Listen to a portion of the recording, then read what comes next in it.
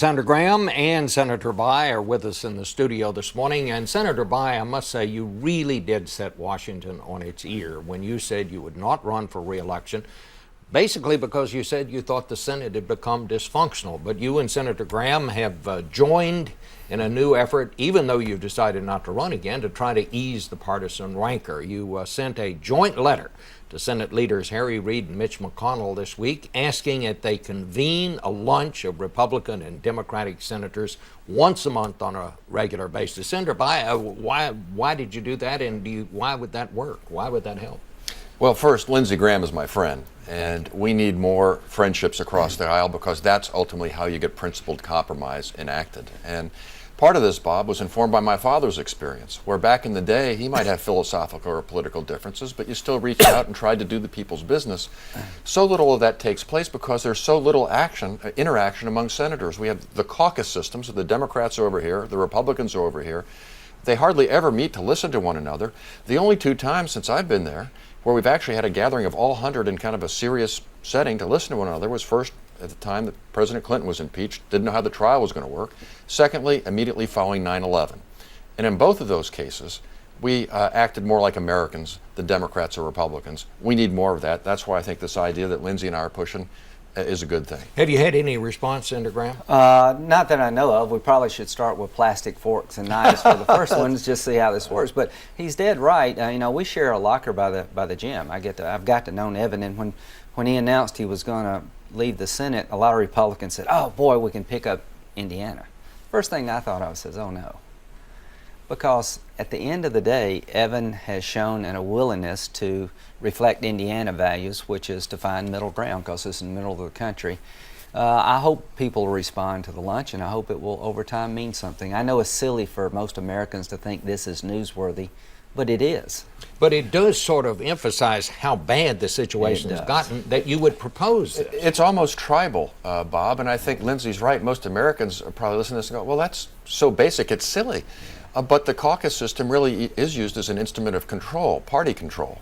The information that's provided very often is designed to lead to a particular result. You spend a lot of time talking about, well, my first day in the Senate, literally my first day, first caucus meeting, we were already talking about the next election.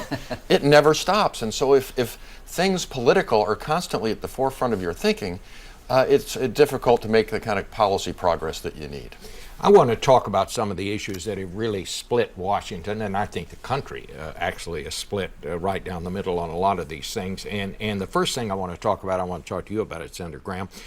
You have been working behind the scenes with the administration in an effort to have these terrorists. We can't decide whether to put them in civilian trials or before military tribunals. You've been working to try to convince the administration to do that. And just to show you how harsh the rhetoric is, how harsh the situation is, the fact that it has come to light that the administration may be considering putting them before military tribunals prompted this ad, not from the right, but from the political left this morning, a full-page ad in the New York Times that shows President Obama somehow morphing into George Bush. And that just shows that whenever there's an issue, the people on either side, both sides, don't spare anything. It's fire all guns on all fronts politically. It used to be when a nation was at war, we were able to get along better than we are today. Remember the General Petraeus ad? That just blew me away. Joe Lieberman got run out of the Democratic Party. I'm getting a lot of grief because I do believe it's best to close Gitmo safely. So what I've told the President is that you're now my Commander-in-Chief. Detainee policy in this war is hard, it's complicated, but we must get it right. We would be better off as a nation if we could close Gitmo safely and start a new prison that he could use, that the world would see as a better way of doing business. And Khalid Sheikh Mohammed, if he's not an enemy combatant, who would be? The President's getting unholy grief from the left. But Bob, I think we're at war. I don't believe Khalid Sheikh Mohammed robbed a liquor store. He's the mastermind of 9/11. We've used military commissions before. I'm a military lawyer.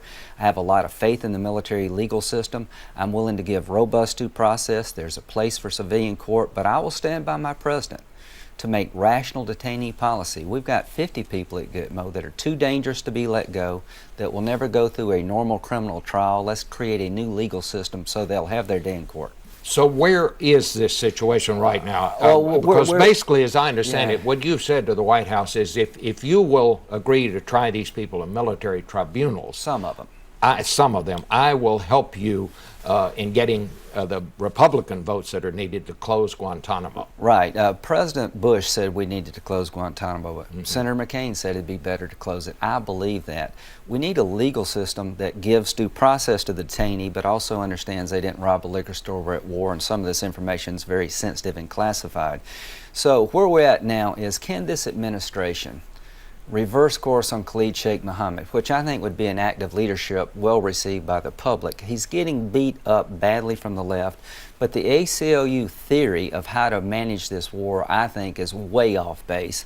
And those who want to waterboard on the right and believe that we should keep Gitmo open forever and use any technique to get information, I think they're equally off base. We got to win this war within our value system, but understand that it's a war. Do you think, Senator Graham, that if the administration would agree to what you want to do, put them before military tribunals, These five. do you think, at least 5 of them, do you think you can get the Republican votes to close Guantanamo and open another facility in this country? Because that's going to require a considerable amount of I can't money. do it by myself, but I think if we could get Khalid Sheikh Mohammed and the co-conspirators 9/11 back in the military commission, it'd go down well with the public. But I'm going to need General Petraeus, Admiral Mullen, people not in public office. I'm going to need people from the Bush administration who tried to close Gitmo to put aside partisanship, rally around this president, stand by his side, and say, let's close Gitmo safely. With that kind of help that will reassure Americans we're making a good, logical decision, we can do the things we need to do to get them back Are you in the talking military. to any of those people I'm talking right to now? anybody that will listen, because this is a very important issue. We will never win this war until we understand the effect that Guantanamo Bay has had on the overall war effort, and we'll never get the support of the American people if we can't prove to them that these folks that we're dealing with are not common criminals. We're going to keep you safe from them. What about that, Senator Byer? How does all that strike you? Well, I think this dialogue you've just had with Senator Graham illustrates pretty clearly, Bob, some of the problems we have with our politics today. I mean, here Lindsey's a card-carrying Republican, thoughtful guy, and yet, he's trying to find some middle ground here. He gets excoriated by the, far right. The president is realizing, wait a minute, if I want to get some of what I want, I've got to compromise. He's getting excoriated in this ad you put on there by the far left. Everybody's got to check their ideology at the door and try and find practical solutions. So the president, under Lindsey's proposal, would get to make some major strides forward in the war of ideas of combating global terror. John McCain would be for that. Secretary Gates would be for that, thoughtful Republicans. And yet the American public could be reassured that we're going to try these guys in a setting that's secure, expeditious. It doesn't cost a lot of extra taxpayers' money. It's kind of a common sense thing, but both extremes rebel. And of course, the public wonders, what the heck are they doing up there? So you'd be all right with military tribunals? I would, under the proposal that Lindsey has outlined. I think the administration gets something, and yet the public gets reassured. Can I Let's, just add one yeah. thought? One reason it drives my train, I know how images are used against our troops in the Mideast. When you talk about waterboarding here at home, it may get some applause and make you feel good and make you feel tough, but it spreads like wildfire in the Mideast. If you're a young soldier walking the streets of Afghanistan and Iraq, you've just been put in danger.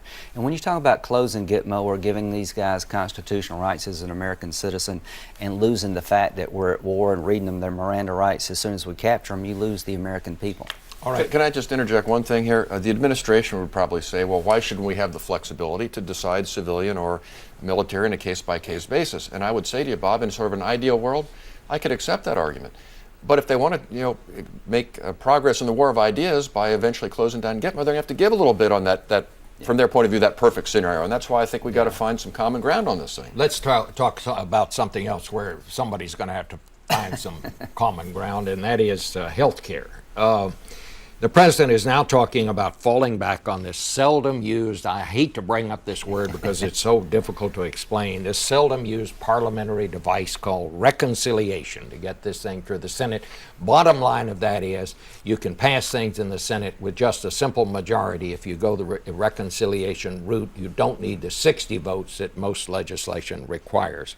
You said that if they try to do this by reconciliation, Senator Bayh, there will be a backlash that will result in nothing else getting done this year. Do you think they're going to use reconciliation? I think that will probably happen, Bob, and I'm concerned that that might ultimately be the result. I mean, Lindsey and I have talked about some of the good work he's doing in energy. There's a chance for a financial regulatory reform bill and that kind of thing. But I do think that a couple things, and Lindsey will probably have a difference of opinion on this one. The bill that's going to come before the Senate is not the large omnibus health care bill. It is instead a corrections bill that gets out the Cornhusker kickback nobody liked, the special arrangement for Florida that many states objected to. It treats middle-class families a little bit better on the tax side of things. So it's not 1/6 of the American economy. It's a much smaller piece of legislation. And secondly, my guess is that a lot of your viewers and Americans are looking at this thinking, well, I don't understand all this procedural stuff. Let's focus on the substance. And if you think that it's actually going to be better for the American people, vote for it. And if you think it's going to be harmful, don't vote for it. And for me, it was a close call in my mind on this bill. This is not the way I would have written it. But for me, it eventually came down, we need to try something. It may not be perfect, but we need to try something. If it doesn't work exactly the way we'd hope, well, let's come back and correct it. But to just sit here year after year letting things fester, that's not the right way to go. Well, reconciliation will be used to clean up the Senate bill to make House members happy. House members are going to vote for the Senate bill and they hate it. And the Senate and the President saying, okay, we're going to change what you don't like. And when it comes to the Republicans, y'all don't matter anymore. You just need a simple majority. So reconciliation will empower a bill that was very partisan. We've had reconciliation votes, but all of them had received bipartisan support. The least was 12 when we did reconciliation with tax cuts. So it is taking a partisan product and making it law. And I was in the Gang of 14. Remember the nuclear option with judges? When we almost changed the rules, I was one of 7 Democrats. 7 Republicans, 7 Democrats said, don't do that, don't pull the nuclear trigger. I'm glad I was in that gang. I got the heck beat out of me. We didn't change the rules. This will be the same effect as if you had changed the rules for judges. It would be catastrophic. What will be, well, let me ask you that. What will be the result of that, Senator Bayh? Do you think that there will be such, well, maybe I should ask you, Senator Graham, will there be such a Republican backlash to this? Not one Republican will vote for the reconciliation part of this. Not one Republican voted for the Senate bill, and you are dealing with 1/6 of the economy. And they will see this the same way Democrats saw our efforts to change the rule on judges unfair. So what will Republicans do? I think Evan's right. I think Republicans will stand up for the minority in the future. The minority in the Senate, if this happens, is forever changed. Mm-hmm. Well, I'm not in the business of offering, I may offer my friend Lindsey a lot of advice. Usually it's not political advice. Please. But if I were in that business now, I'd say, look, if this gets passed, you're going to have some complaints about it, and let's argue over that in November. That's why you got elections. You want this or do you not want this? But don't stop all other progress for the country. We got other major issues out there. A, it's the right thing to do for the American people. B, I think for Republicans, it would run the risk of, playing into this party of no narrative that's out there. Let's say that one way they can slow this down, Republicans, if they choose to do it, is to offer endless amendments. Well, this could have an interesting endgame in the United States Senate that would be the subject of, what was his name, Alan Drury, or one of these novels. It could be the parliamentarian is going to be called upon to decide, is there a difference between a filibuster, which you're not allowed to do, or endless amendments, which would, after a while, sort of verge on the functional equivalent of a filibuster. And that poor guy is going to be put on the spot, and then conceivably the vice president could be called in to decide whether the parliamentarian should be overruled or not.